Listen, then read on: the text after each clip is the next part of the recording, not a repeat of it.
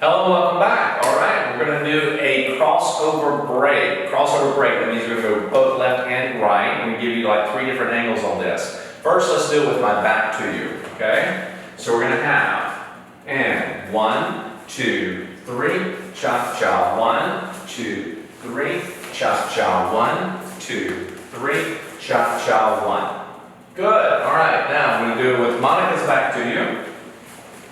Ready? And 1, 2, 3, cha-cha, 1, 2, 3, cha-cha, 1, 2, 3, cha-cha, 1. Good. Now from the side, so you can see it from here. Ready? And 1, 2, 3, cha-cha, 1, 2, 3, cha-cha, 1, 2, 3, cha-cha, 1. Good. There you have it. All right. Now remember. Go practice and then come back and get another pattern, yes? But if you need more information, you go to the private lesson style videos, all right? Other than that, practice, practice, practice, breathe, and then come on back.